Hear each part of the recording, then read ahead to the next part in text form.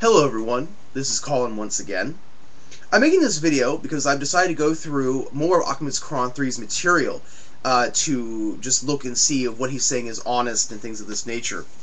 Now, I would like to point out, actually first off, I'd like to thank every subscriber, Muslim or non-Muslim, friend of mine, who have sent me messages, personal messages, or comments in the comment section, pledging your assistance to the task of refuting Ahmad's Quran 3. Thank you all very much. I look forward to communicating with you in the future with this topic. Now, in the description section of this video, I'm going to have 3 links. The first one is to Ahmad's Quran 3's own website called inthenameofallah.org, and specifically the section with which I'm going to be talking about today. Second is a link to my one video where I have archived in the description section of that video all the videos with which I have refuted Ahmad's Quran 3. The third one is the newest video I have done, which outlines my new video series with which we're going to be refuting Ahmad's Quran 3 and his book, which will start in January.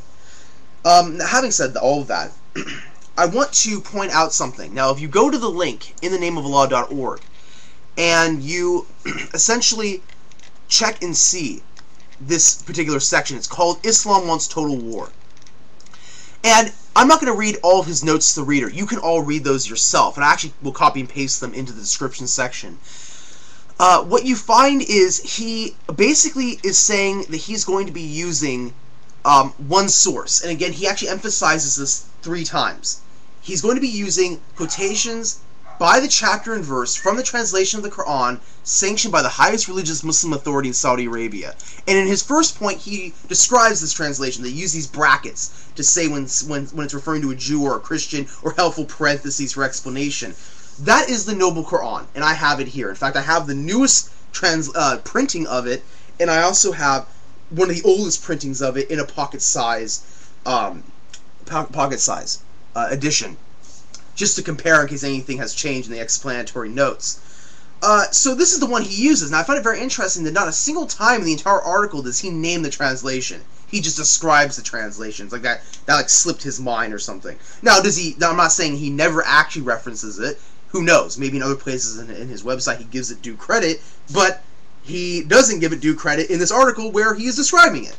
He could have just said, this is the Noble Quran translation by the Kingdom of Saudi Arabia, but he doesn't. He just goes about explaining it. Now, if he's using another translation, okay, fair enough. But I'm not aware of any other translation of that sort of, that's actually okayed and manufactured by the Kingdom of Saudi Arabia, so that would be new to me. Now, having said that, it's my charge that he claims in his point 6. I'm going to read point 6 to you. The tragic fact is that most decent human beings find it almost impossible to believe, and that an alleged holy book, such as the Quran, could possibly contain so much hatred, anger, injustice, and immorality. The inability of ordinary, decent people to comprehend, let alone accept the reality of the total of depraved indifference that is shown by the Quran towards all human life in general, but vis-a-vis the unbelievers in particular, is beyond their imagining. That is why I have attempted to put together most of the relevant warmongering, hate-mongering, and insulting verses of the Quran under one single heading. Anyone who has studied the Quran will know that none of them have been taken out of context, changed, perverted, or tampered with. Those who have not read or studied the Quran can easily verify the veracity of the following verses by actually reading them. In summation, in the year 622 AD, the first warmongering verse was revealed, that which is called the sword verse, chapter 9, verse 5. And he quotes it. But when the forbidden months are past, and fight and slay the pagans wherever you find them, and seize them, belligerent them, and lie in wait for them in every stratagem of war. But if they repent and establish regular prayers and practice regular charity, then open the way for them, for Allah is all forgiving, most merciful. End quote. Ahmad's Quran 3 continues. Muhammad in his Quran declared total and eternal war against all those who do not believe, in parentheses, unbelievers, in Allah and in Muhammad as his messenger.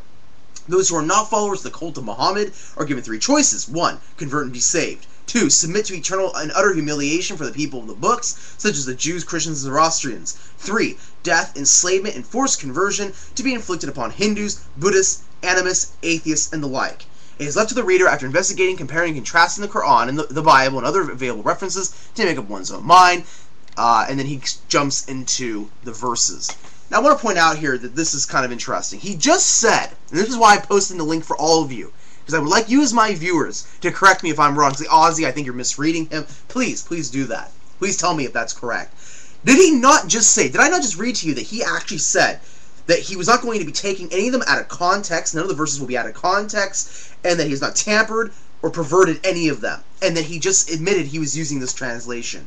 So if we can establish that he's using this translation, and that in his article he will not be perverting, changing, or doing anything, or taking any of them out of context, then if that's what we can establish, we can continue. So at this point, please pause my video, look at what I just read to you, his 6 points, then think about, did Ozzy just represent this article correctly? Then push play and continue. Now let's look at chapter 9, verse 5. It's funny how he did take this verse completely out of context. He didn't change any of the wording, but he took it out of context.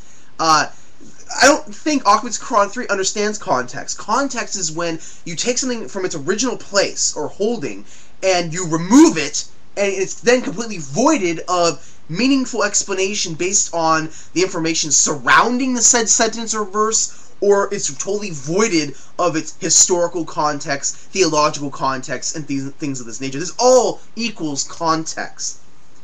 Occam's Quran 3 does not even give the following verses, chapter 9, verse 1, 2, 3, 4, or 6, which would illustrate the entire context, nor does he give the historical context of what was going on, except that it was revealed in the year 622 AD.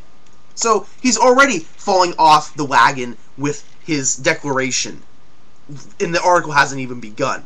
Now, why am I making this video? You're probably all asking at the moment. How am I refuting him? Well, I would assert you need two things to actually really look at this video. You need his website, and you need a copy of the Noble Quran. And when you do that, you will find that almost every single verse that he quotes is not only completely out of context, he also adds his own words.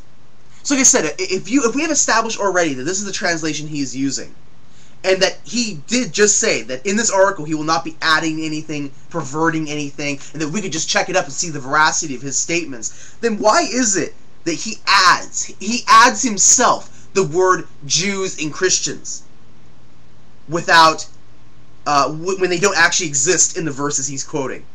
In fact, when you look at the first couple verses, the word Jew does not exist in those verses as found in this translation. So what does that mean? It means Occam's Quran 3 is now a liar. He just stated he wasn't going to add anything, yet now he is. And my favorite one, ladies and gentlemen, my favorite one is when he attempts to quote chapter 5, verse 55. Let's read it. Please go down and see how he has quoted it, and let me read to you how he has quoted it. O you who believe, do your duty to Allah and fear Him. Seek the means of approach to Him, and go on a jihad in His cause as much as you can, so that you may be successful. That's what he says.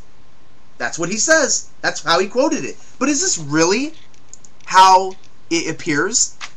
Chapter 5, verse 55.